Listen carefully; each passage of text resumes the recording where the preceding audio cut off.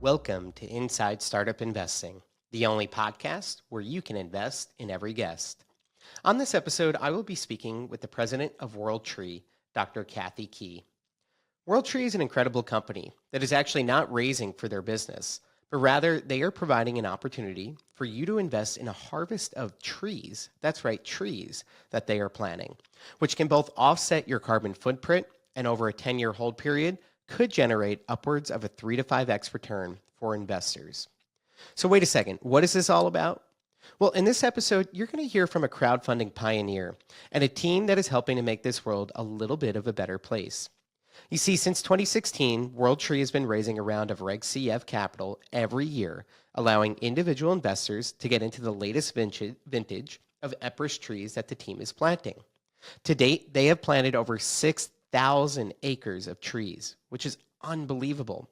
Each acre can offset an individual's carbon footprint for up to a decade.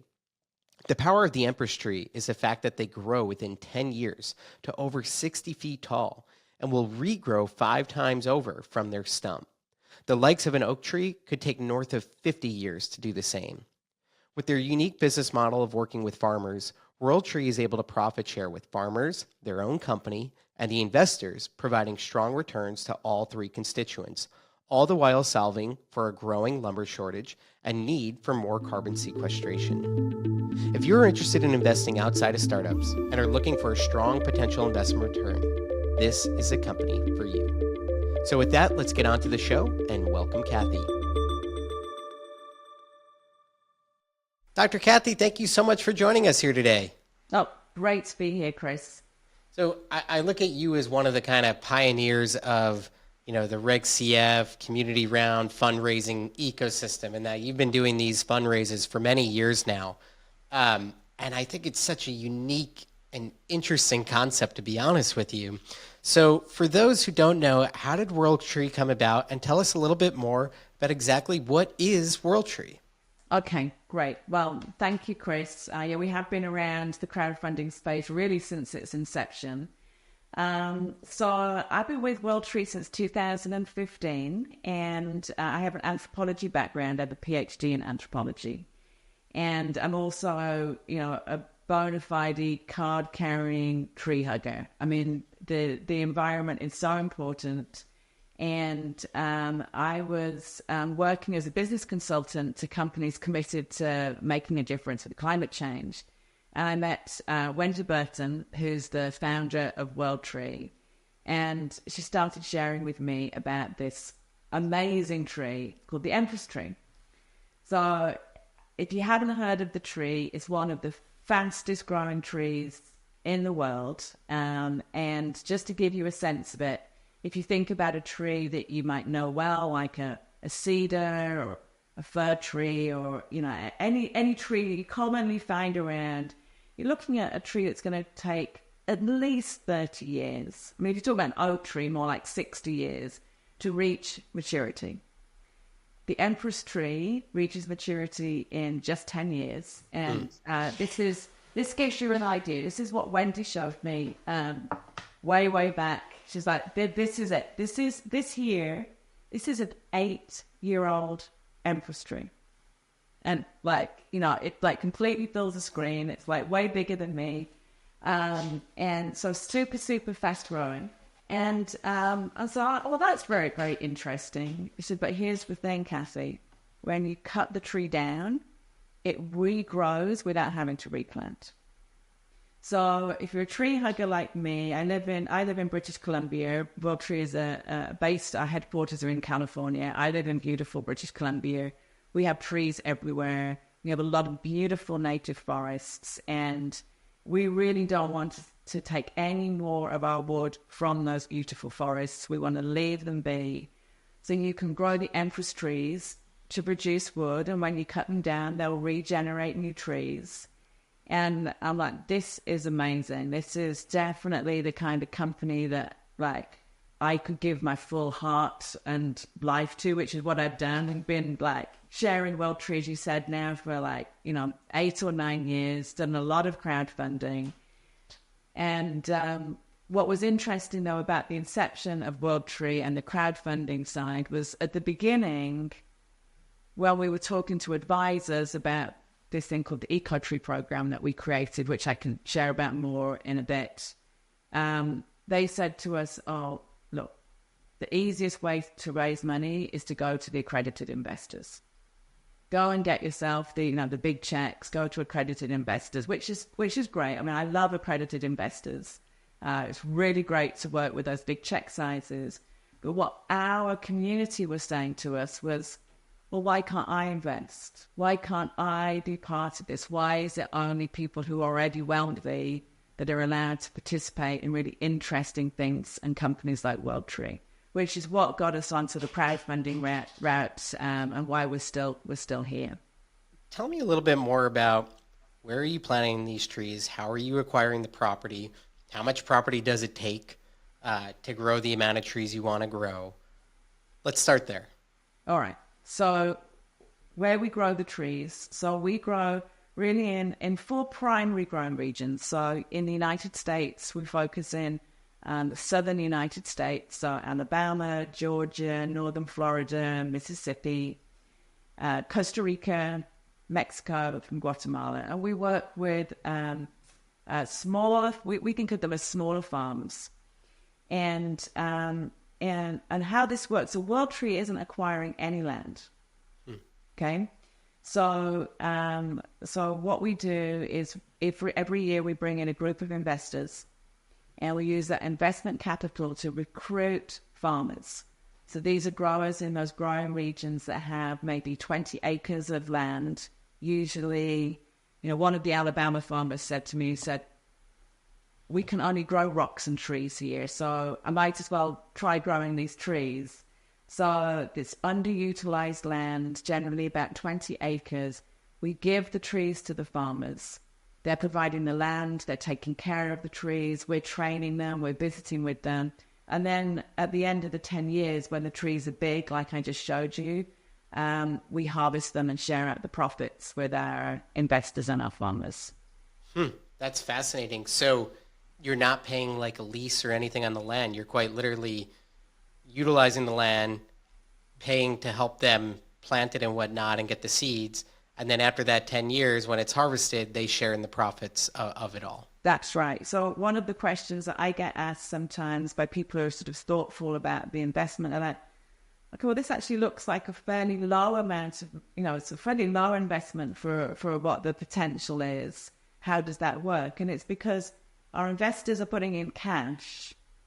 Well, our farmers are also, they're investing their land. They're also putting in their own sweat equity and personal, they're putting in fertilizer if required and other economic, investments they're putting in. So really you can think of, just rounding up, if it was a $5,000 investment, you put in the farmer's share, that's more like the $10,000 investment that you're all sharing in together. And then you're all getting the outcomes together at the end. So when it's time to harvest, and the trees come down and you go to sell those trees, what do returns look like for investors? Is there some sort of kind of like almost not guarantee, but an interest rate that you're essentially paying? Or is it really based on the market dynamics and all of that? Yeah, really good question. So obviously nothing's guaranteed. If things were guaranteed, I don't know, I'd be in a completely different business. So there's nothing that's guaranteed, as we know in the world of investments. We're also unusual. So if you look at most crowdfunding offerings, they're usually offering equity. And then you're thinking, oh, well, maybe there's going to be dividends in the future, or maybe there's going to be, an exit with a big payout. We have a very different model. We're very unique. So we have a very set structure here that when we get to harvest time, which happens between 8 and 12 years from the beginning of the program, we then harvest the trees, we sell the lumber, and we're sharing the profits. And our farmers receive like 50% of those profits. Our investors receive 30% of the profits. And while nothing's guaranteed, given what we know about the market, how the trees grow, tree survival, our target is a 4 to 5 times return for our investors in that 10-year period. You mentioned something that I thought was interesting, which is when you cut these trees down, they simply grow back. When they're cut down, like quite literally, are you just leaving the stump and they come right back in? No, so here, so this is important. It's important in general because at this point in time, usually someone's like, they've listened this far in the conversation. They're like, this is really intriguing, but is it too good to be true? What's the catch? So these trees require a lot of care. You can't just like leave them in the ground and they're going to just do that thing. No, you have to make sure you're growing beautiful. What you want at the end is 60-foot tall tree, which you'll get in 10 years with, a good 20-foot trunk that's clear, it's wide, it's free of knots. So we have to take care of that. And then we cut the tree down. What it will do is it'll send out within a month, all these new shoots come up. And then you have to go in and you look at 4 or 5 shoots. You say, well, this one looks the strongest. You cut away the other ones and you leave that new shoot coming up and you sort of nurture it. Because you've got a whole 10-year root system providing nutrition and fuel to that tree. You get it all into that one shoot and then you've got a new tree growing within months. In terms of the care during that 10-year harvesting period, what does that look like? Is that just kind of trimming? So first year is your planting year. You've got to do a lot of like taking care of the general environment, weed control. We train our farmers in regenerative agriculture, so techniques that are going to protect the land, maybe bring in some other food crops. Many of our farmers, they start intercropping food or putting cattle with their trees. So, but the first year you're planting, you're weeding, you might be fertilizing, depending on your situation. Year 2, that's your sort of heavy lifting because you're going to be pruning the trees like crazy to produce beautiful trunks. So after that, years 3 and 4, a little bit of pruning. Once you get to year 4, you're off to the races. It's really, the maintenance is like high and then it drops off really low. Because by that point, you've already got your 30-foot tree. It's already got a good sized trunk. It can take care of itself. What can go wrong with the harvest? Okay, so long list of possible things that could go wrong, and our offering document has loads of information on risk factors, which I always like to remind that we're always going to cover some of them. So things that can go wrong relate to, it could be weather, it could be, typical ones in agriculture, weather, pests, those are the things you've got to be concerned about. Are the farmers taking care of the trees in the way you want them to take care of the trees? Do we have an extraordinary year with a big drought that wipes out trees in the first couple of years? Are instructions being followed? Once we're at harvest, then you're into a different thing. It's like, what quality of wood have you got? Because the higher quality of wood, the better price you're going to get. Again, that comes to, are the trees being grown according to our specifications? Our expectation, by the way, is that we are highly unlikely to end up with 100% trees planted ending up being like harvested at the end for top quality lumber. It's not in our models. It's not in our thinking. We actually plan around all the things that can go wrong. So, one of the ways that we plan around that is we have a contingency. So we replace 30% of the trees if they get lost during that kind of vulnerable first couple of years. We also diversify the plantings. So let's say you get that unlucky. Now, if somebody's watching this recording, by the way, we're recording this about a week after Hurricane Helene, and then we're looking at another weather event coming into the US South, which is our growing region. Most of our farms didn't get hit by that hurricane. In fact, our worst farm lost 10% of their trees. So really very minor, and we have strategies that we use to keep out of the eye of the storm, so to speak. But having said that, let's say we did lose all our trees in Alabama. Just let's say that happened for some reason. We have all the trees that remain in Georgia and Florida and Mississippi, Costa Rica, Mexico. Our tree farms are thousands of miles apart. So if we lose some in one area, we still have all the other trees that are part of that vintage, and our investors receive a pro rata share of any profits we get from that whole series. Help us understand, like, per acre, how many trees are being grown, and on average, in each harvest, how many trees are you shooting for at the end of the life cycle of developing them? A farmer in Alabama plants a different number of trees to a farmer in Mexico. But on average, like 140 trees per acre are being planted. So there's actually quite a wide apart spacing. There's good reasons for that, for us to get our best lumber. We have a very different approach to most forestry companies and how we think about lumber. So, but one of those 140 trees per acre on average. And so we expect, at the end of the day, 65 to 70% of those trees to come all the way through to harvest. In terms of the buyer of these trees, what does that look like? You might notice I was emphasizing how unusual we are. So I'll tell you what we don't do. We don't sell for paper. We don't sell for pulp. We don't sell for construction, telegraph poles, fences, any of the low grade applications we don't. And we do that for two reasons. One, because we want to make as much money as we can, which we'll do more of with high quality products. Second of all, we're an environmental company. So our commitment is that every acre that somebody invests in, they're offsetting their carbon footprint for 10 years. So what we don't want to do, Chris, is like you invest and we produce some beautiful lumber from your wood, and then it's burnt, put into landfill a year later. And you know, how good is that? Not good at all. You want to know that that carbon that you grew in that tree is going into high quality products.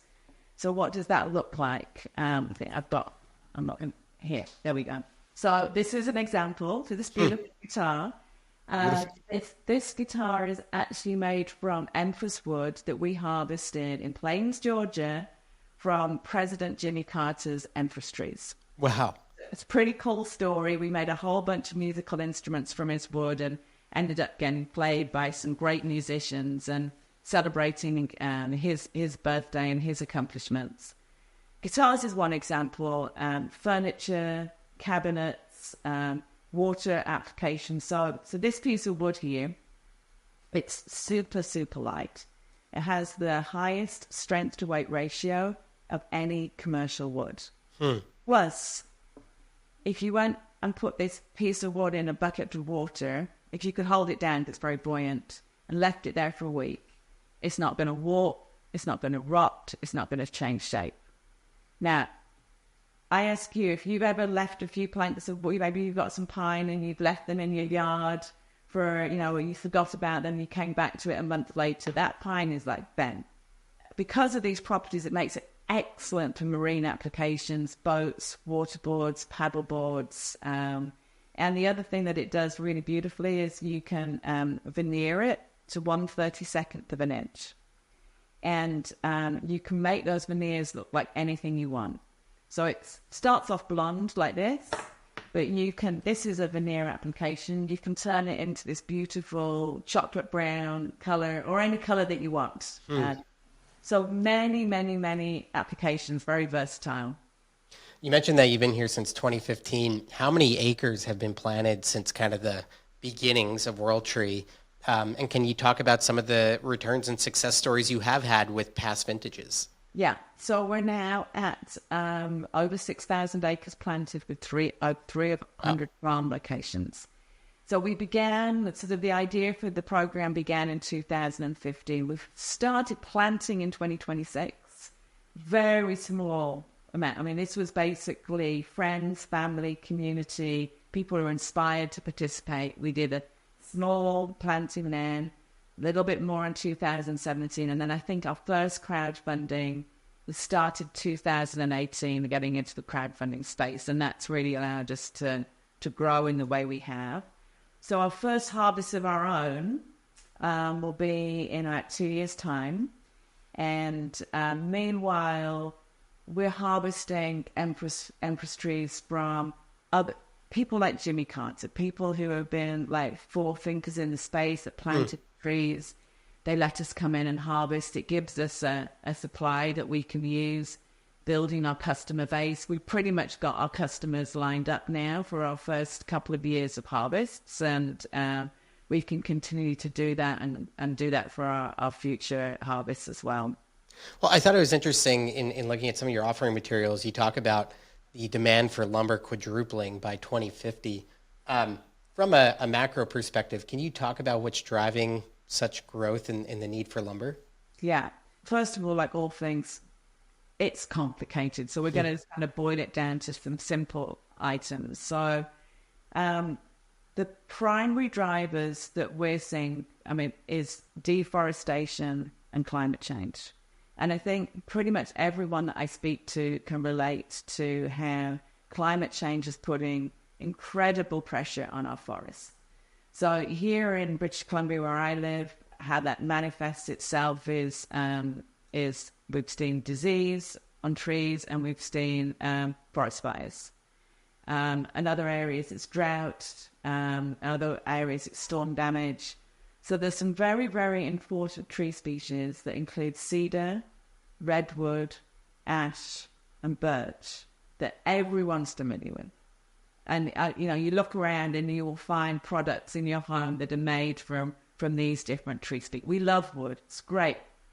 But all those species are at risk of extinction. 30% of tree species are at risk of extinction due to climate change.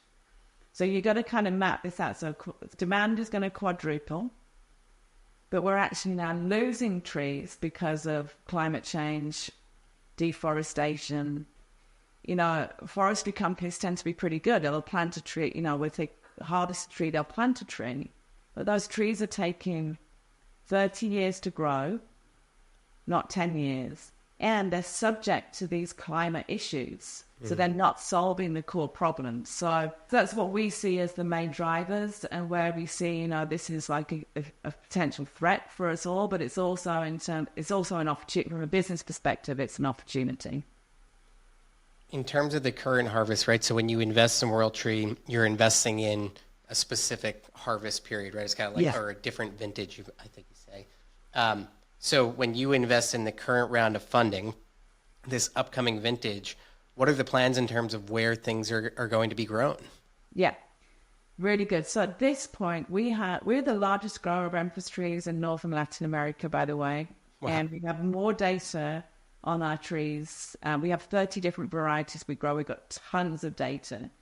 So we're learning from experience. Now, I got to be honest, our first years, things happen, you learn, you meet your challenges, your business challenges, you learn where the trees grow best, which varieties grow best where. We've really honed it down at this point to 3 areas that we know are our best areas. So Alabama, Georgia, Northern Florida, Mississippi, that hub in the US is our best area. Then we also have Mexico. Mexico is just unbelievable. The trees are growing so fast, the farmers are so engaged, and we've got the support of the Mexican government who are giving the farmers grants to grow our trees.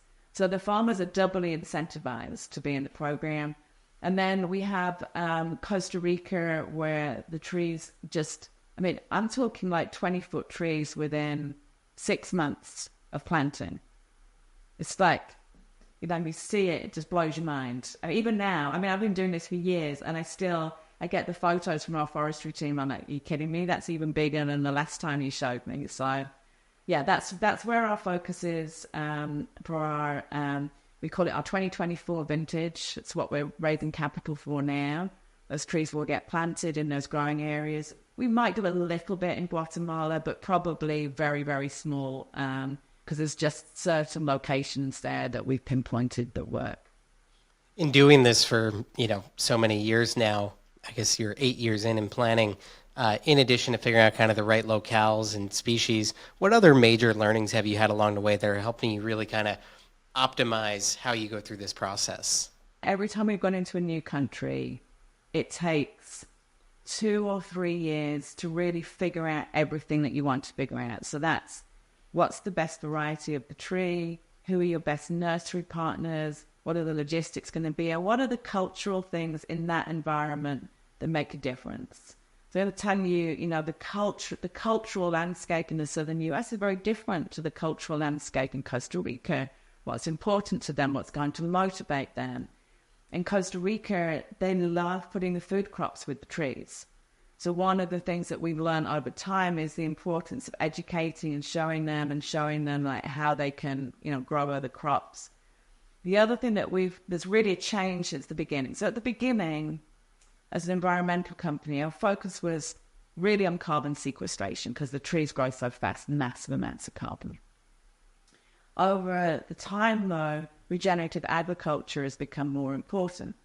Now, what we've learned is if you practice regenerative agriculture, which means doing things like instead of tilling your whole field, you just dig holes for the trees. And you put cover crops on the trees. So you're not just planting in bare earth, you're putting other plants and animals into the landscape. When you do that, it cuts down the costs of all of your chemicals. You likely won't have to use any chemicals at all because you're doing natural methods. It conserves moisture. It makes you drought tolerant, storm resistant. When you think about it, where our growing regions are, that our worst farm only had 10% loss. That's because we're using these regenerative techniques. We're forming windbreaks with the trees. So that's one of the things we've learned is it's not just about the trees, but it's about the whole ecosystem that you're planting into. Last question for you here, and then I'll give you the last word. When folks invest in this opportunity, is it equity that they're buying? What does it actually look like? What are they investing in? Excellent question, because you're not investing in trees. We sort of talk about it that way because it's simpler. You can invest in an acre of trees, but we don't do that because, Chris, if you invested an acre of trees and I put them in that farm in Alabama that gets wiped out, you've just lost your entire acreage of trees. You don't want that. So what you actually get is equity in the vintage. So this year you get Series A 2024 Eco-Tree Program shares. It's equity in that vintage, and you will share pro rata in any of the profits that come from that particular series or vintage of trees. Understood. That makes a lot of sense. Well, this has been an incredibly illuminating conversation and really, really interesting offering. For those who are interested, I'll give you the last word. What do you want them to know? All right. Well, for those who are interested, first of all, obviously, we love sharing about our program and we love our community of investors and farmers, and very grateful to the 2,000 investors and farmers who've come in so far. If you want to know more about the program, it's www.ecotreeprogram.com. That's ecotreeprogram.com. All the information is there. You ask questions there. We love to answer questions. There's no question too difficult, or we just be like, bring it all on, because we've been asked everything at this point. And thank you for if you just go take a look and considering World Tree, really appreciate that. If you like what you heard on the show today, you can check out more deal details at kingscrowd.com. You can now invest on Dealmaker until December 6th, 2024. And please like, subscribe, and share our podcast wherever you listen to podcasts so more listeners like you can find us. Thanks for listening.